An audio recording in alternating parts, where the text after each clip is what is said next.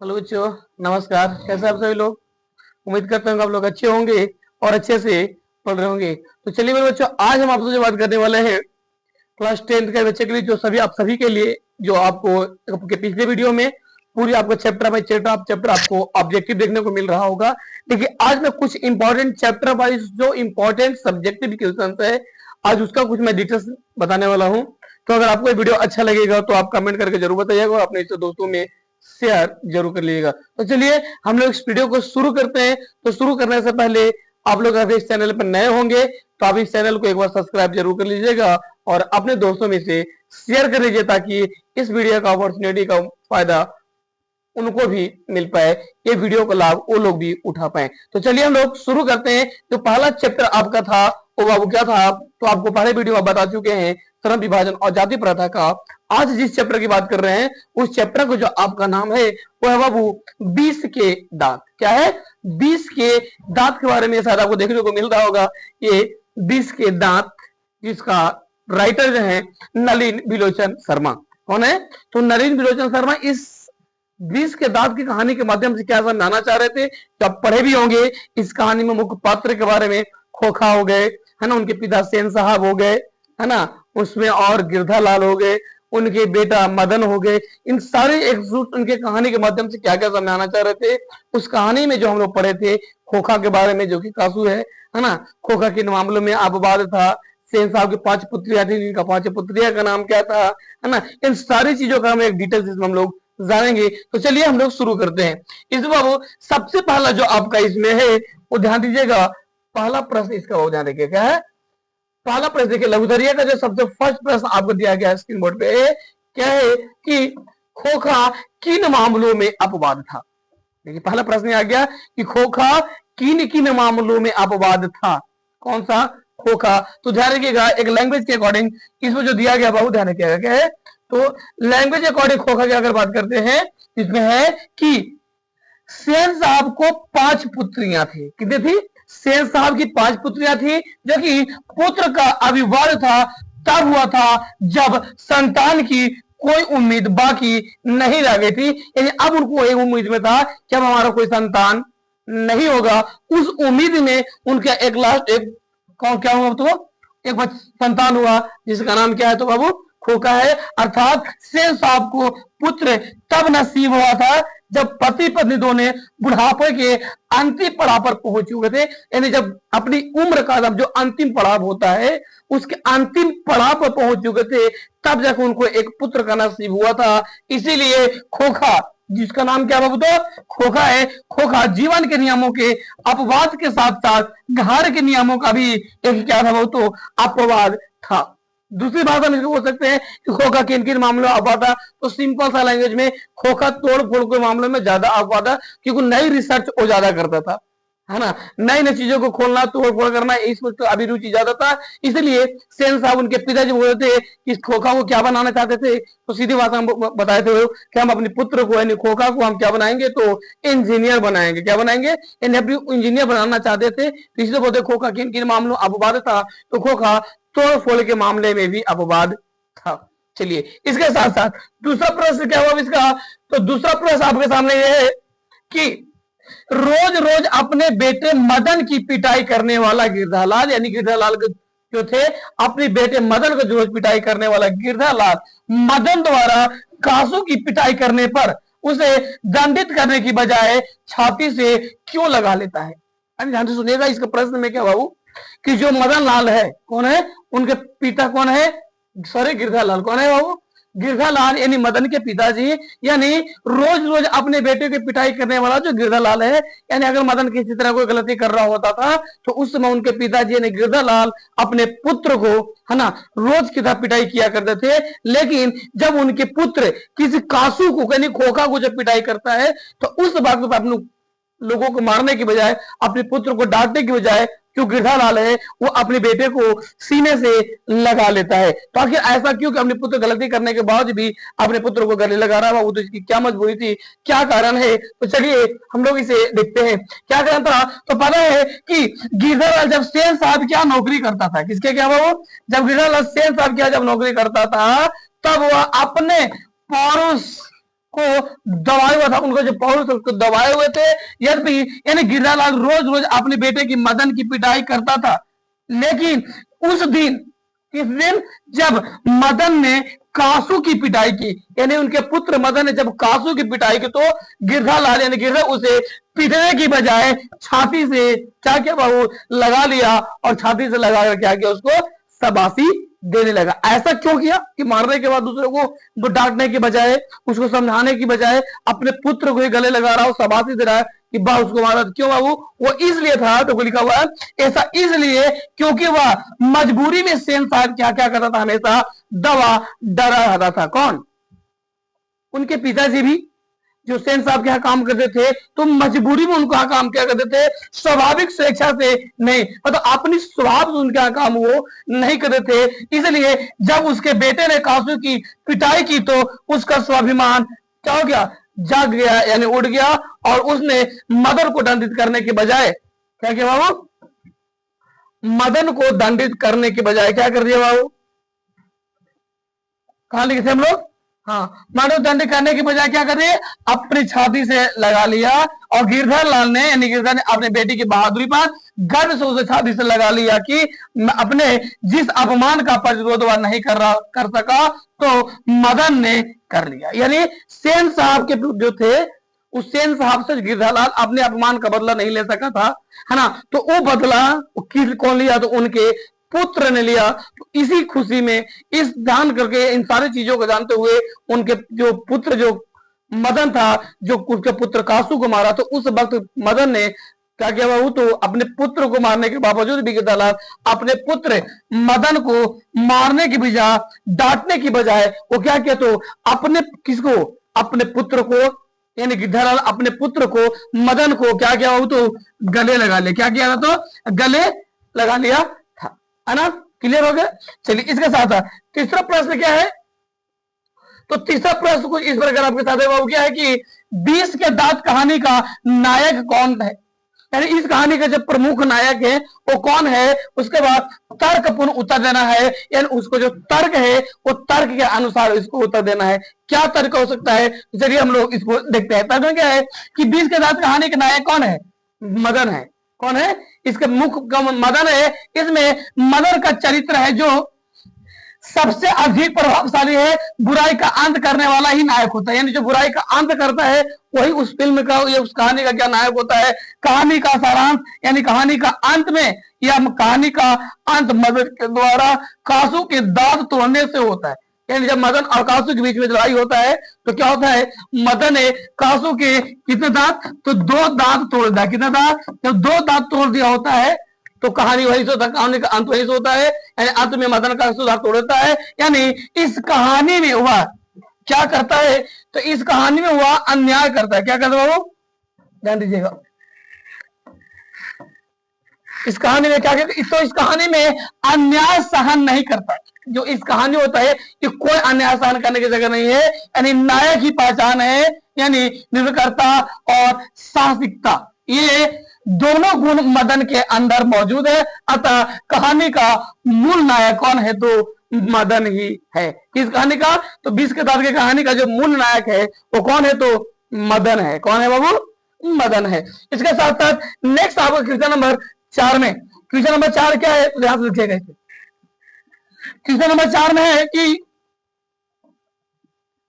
20 के दांत कहानी के शीर्षक, यानी 20 के दांत जो है कहानी, इसका शीर्षक की 7 कथा स्पष्ट करना है। तो कैसे 7 कथा हम लोग स्पष्ट करते हैं बाबू, तो देखिए क्या बोला जा रहा है कि इस कहानी का जो जैसा, यानी कहानी का जैसा ठोस समाजी संदर्भ है, वैसा ही स्पष्ट क्या है, तो मनोवैज्ञानिक आज से भी है। यानी यह कहानी मध्यम वर्ग के अनेक अंत क्या है, अंत विरोधियों को उजागर करती है, यानी मध्यम वर्ग के जितने भी लोग होते हैं उनको उजागर करने का काम करती है। यह कहानी सामाजिक भेदभाव, यानी समाज में जो भेदभाव होता है, लिंग भेद होता है, आक्रामक होता है, यानी स्वार्थ की छाया में पलते हुए प्यार दुलार के, है ना, कुपरिणामों को क्या करती है, तो उभरती हुई सामाजिक समानता एवं मानवाधिकार की महत्वपूर्ण वनगी पेश करती है।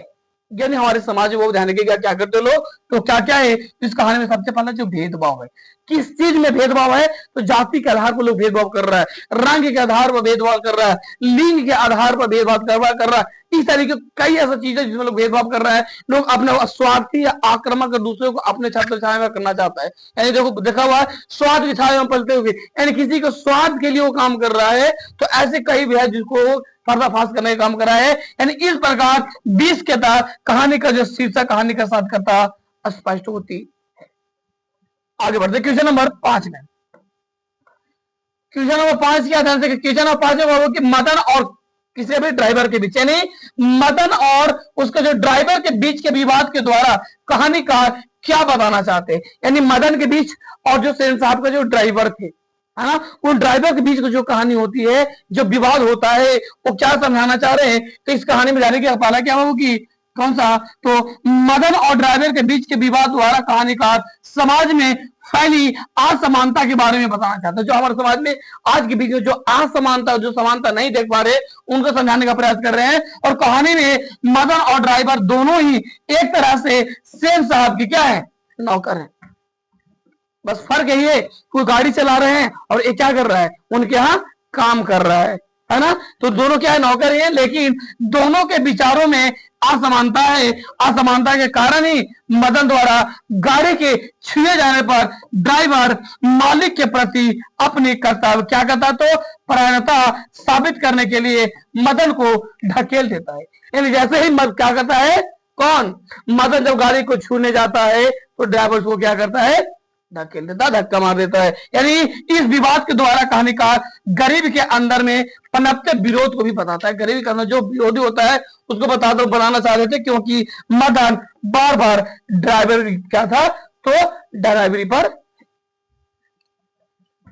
नेक्स्ट आपका क्वेश्चन नंबर 6 में, क्वेश्चन नंबर 6 क्या हो ध्यान रखिएगा, बड़ा इजी क्वेश्चन नंबर 6 में है कि कासू और मदन के बीच झगड़े का क्या कारण था। यानी मदन और खोखा कासू के बीच का झगड़ा होता, इसका प्रमुख कारण क्या था, और इसे प्रसंग के माध्यम से लेख क्या दिखाना, यानी लेखक क्या दिखाना चाहते हैं बाबू। तो ध्यान रखिएगा, इसमें क्या है कि कासू और मदन के बीच झगड़े का कारण मदन के मन का द्वेष, जो मदन का मन का द्वेष और कासू द्वारा मदन पर हाथ चलाना था। यानी कासू जब मदन पर हाथ चलाता है तो वो, और मदन को जो मन में द्वेष है वो उसका एक प्रमुख कारण था। जो कि मदन गली में अपने साथियों के साथ लट्टू खेल रहा था, तो कासू भी वहां पहुंचा और खेलना चाहा। कासू बोला कि हम भी आपके साथ क्या करेंगे, यहाँ पे तुम्हारे साथ लट्टू खेलना चाहता था, किंतु मदन ने उसे खेलने से मना कर दिया कि तुम नहीं खेल सकते हो, है ना। पर इस पर कासू ने ये क्या कर दिया, तो घुसा लगा दिया, और जैसे घुसा लगा देता है तो मदन भी उसमें क्या करता है, टूट पड़ता है, यानी टूट जाता है। तो क्या होता है, टूट पड़ा। लेखक के इस प्रसंग में दिखाना चाहता है, इस प्रसंग में दिखाना चाहते हैं कि अदब और रुआब की जो परवाह बड़ों को होती है। अदब और जो रुआब होता है वो बड़े लोगों का ना बड़ा रुआब होता है। हम तो बड़े घर के हैं, हम अमीर हैं, हमारे पिताजी ऐसा है, हम अपना कुछ नहीं है, पिताजी का सब है, उसका अकड़ होता है और एक रुआब होता है ना। जो क्या वो तो अनकंफर्टेबल हो गया था तो चल गया है। तो बच्चे तो क्या है, बच्चे हैं, उन्हें भला फिक्र किस बात की है। यानी बच्चा जो होता है तो बच्चा ही होता है, उन्हें कहाँ इस बात की फिक्र है कि हमारे पिताजी कैसे हैं, उन्हें कहाँ इस बात की फिक्र कि जो रुआब हो किस तरीके से, वो रुआब बनाने के लिए क्या करना पड़ता है ना, वो तो बच्चा ही है ना। सो कासू की हरकत पर क्या है, मदन ने उसका सही जवाब दे दिया, परिणाम चाहे जो भी हो। यानी परिणाम अब चाहे जो भी हो, कासू और मदन के बीच झगड़ा हुई, खेलने गया, नहीं खेलने दिया, गुस्सा मारा, तो मदन ने भी क्या किया, उसे लगाया और उनके आगे का दांत निकाल दिया, 2 दांत तोड़ दिया था इसी में, है ना। चलिए आगे देखते हैं। तो क्या क्वेश्चन नंबर 7 क्या है, तो क्वेश्चन नंबर 7 में बाबू की सेन साहब कासू को, किसको, सेन साहब कासू को विद्यालय पढ़ने के लिए क्यों नहीं भेजना चाहते हैं। यानी सेन साहब जो थे वो कासू यानी खोखा को विद्यालय में पढ़ने के लिए नहीं जाना देना चाहते थे।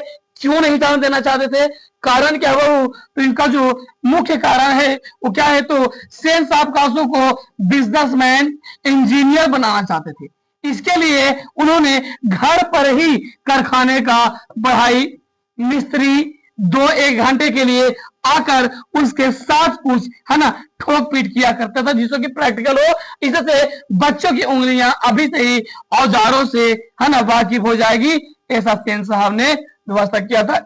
इसलिए कासू को स्कूल नहीं भेजना चाहते थे, क्योंकि स्कूल में जाने को उनको इंजीनियर और क्या बनाना चाहते बाबू, सामने आपका है बिजनेसमैन और इंजीनियर बनाना चाहते थे, जिसके लिए वो सारी सुविधाएं अपना घर पर भी कर देते थे। तो सारी मैकेनिक्स को बुला लिया करते थे, जिससे कि अभी से कुछ लोगों को ठोक पीट कर क्या करता था, ट्राई करता था, तोड़फोड़ करता था, देखता था। क्योंकि ऐसे आप पाता पहले बोले खोखा किस मामले में पाता तो तोड़फोड़ के मामले में पाता, वो इंजीनियर बनना चाहता था, तो उसके लिए कई तरीके का सुविधाएं भी दिया गया, है ना। इसलिए सर अगला 8 में कि मदन हक्का बक्का क्यों रह गया, क्या हुआ है कि जो मदन है वो हक्का बक्का क्यों रह गया था। चलिए हम लोग देखते हैं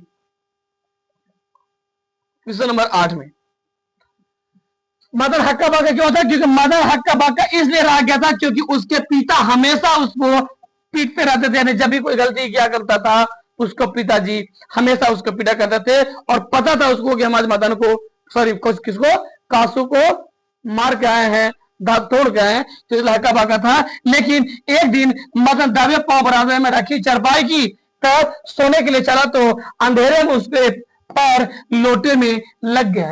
अंधेरे में जब मार गया तो घर में गया एक दिन रात में अंधेरे में, तो उसका पैर जो है क्या होता है लोटे से फंस जाता है और गिर जाता है। यानी लोटे की गिरधर क्या होता है, लोटे की गिरधर बाहर निकल गया, है ना।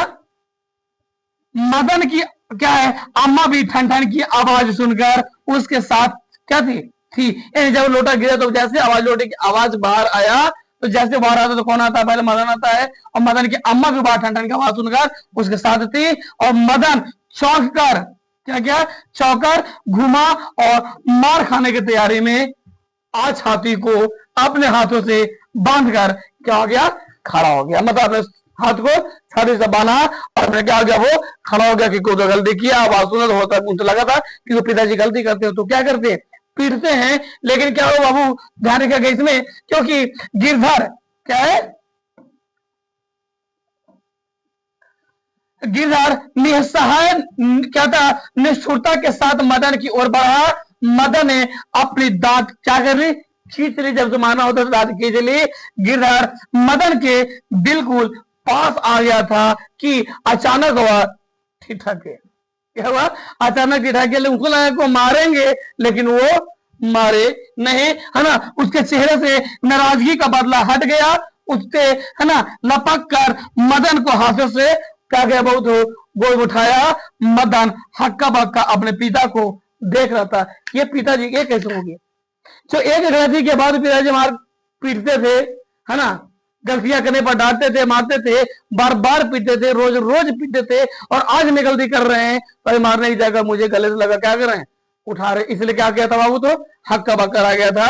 हक्का बक्का पिता को देख रहा था। उसके याद नहीं उसके पिता ने कब उसे इस तरह प्यार किया था। यानी मारने के बाद एक तो मारता था, लेकिन अब इस तरीके का पिताजी प्यार कर रहे, तो पता चला कि पता नहीं ऐसा प्यार उनके पिताजी कब किए थे, है ना। चलिए आगे क्वेश्चन नंबर 9 में। क्वेश्चन नंबर 9 क्या हुआ तो यहां से देखेंगे। क्वेश्चन नंबर 9 है कि सेन साहब के क्या है, सेन साहब का किसका वो ध्यान दीजिएगा, सेन साहब के और उसके मित्रों के बीच क्या बातचीत हुई और पत्रकार मित्र ने उसे उन्हें किस तरह उत्तर दिया। यानी उनको जो मित्र था, तो मित्र मिलने के लिए आए थे, सेन साहब को जो मित्र थे वो कौन थे, वो तो एक पत्रकार थे। तो पत्रकार उन्होंने क्या क्या सलाह दिया, क्या क्या राय दिया, तो चलिए हम लोग इसको देखते हैं। क्वेश्चन नंबर 9 का, क्वेश्चन नंबर 9 में क्या आंसर हुआ, उसका क्या सलाह दिया था। तो सेन साहब और उनके मित्रों के बीच अपने अपने बच्चों की किसके लिए वो, तो बच्चों की कर किसी ने उसकी पढ़ाई के बारे में पूछा। यानी अपने अपने बच्चों की पढ़ाई के बारे में उन्होंने चर्चा किया था, बात की थी। पर पत्रकार जो थे वो पत्रकार महोदय के जवाब देने के पहले ही सेन साहब बोल उठे कि मैं खोखा को इंजीनियर बनाने जा रहा हूं। यानी वो पूछने ही वाले थे कि आप अपने बच्चे को क्या बनाना चाहेंगे बातचीत के माध्यम से, तो पहले ही वो क्या बोलते हैं कि तो मैं अपने बच्चे को क्या बनाने जा रहा हूं, तो इंजीनियर बनाने जा रहा हूं। और बार बार यही दोहराते रहे। जब पत्रकार महोदय से पूछा गया तो उन्होंने बताया कि चाहता हूं मेरा बेटा क्या बने, जेंटलमैन बने, जरूर बने, और जो कुछ बने है ना उसका काम है, जो भी बनेगा वो उसका काम है, उसे पूरी आजादी रहेगी, वो कुछ भी बन सकता है, वो इसमें रोक टोक इसका करने की कोई जरूरत नहीं है। नेक्स्ट चलिए एक क्लियर हो गया आपका। उसके साथ साथ 9 के बाद नेक्स्ट आपका एपिसोड नंबर 10 में आपका 9 का 10 तक 9 तक ही आपका टोटल क्या हो गया वो तो एक क्लियर हो जाता है पूरा 9 तक। यानी ये आपका इसमें जो प्रमुख जो क्वेश्चन थे जो आपको लगा जो इंपॉर्टेंस था वो इसमें आपको बता दिया गया है, ये आपको बिल्कुल क्लियर हो गया है। लेकिन याद रखिएगा ये पूरा कंप्लीट हो गया है, पूरा इंपॉर्टेंट दिया गया, तो ध्यान रखिएगा मुश्किल है याद करना, बहुत कोई कठिन नहीं है। अगर आपके माइंड में सही है, पॉजिटिव माइंडसेट है तो बिल्कुल आसानी से याद हो गया होगा, है ना। आप समझ रहे होंगे, अगर आपको चीज समझ में आ रहा होगा तो आप जरूर बताइएगा। लास्ट में एक छोटा सा लाइन बोलकर मैं इसको क्लोज करना चाहूंगा। वो याद रखिएगा जिंदगी बहुत क्या होता है, कठिनाइयां आती है जीवन में, हर तरह की चुनौती मिलती है। तो चुनौती किसको मिलता है ध्यान रखिएगा, जो जीवन होता है। ध्यान रखिए क्या बोल रहे बाबू कि जो जीवन में चुनौतियां होता है, क्या बोलते हैं, जो जीवन में चुनौतियां होता है, बोलते हैं कि जीवन में चुनौतियां हर किसी के हिस्से में नहीं आती। जो जिंदगी में जो चुनौतियां होता है वो हर किसी के हिस्से में नहीं आती, क्योंकि किस्मत भी उसी को आजमाता है जिसको किस्मत में कुछ मिलने वाला होता है, किस्मत में कुछ अच्छा होने वाला होता है। तो प्यारे दोस्तों क्लियर हो गया मेरी ये बात, ये आपको क्लियर है। नेक्स्ट मिलेंगे हम आपको अगले वीडियो के साथ, जब तक कि जय हिंद।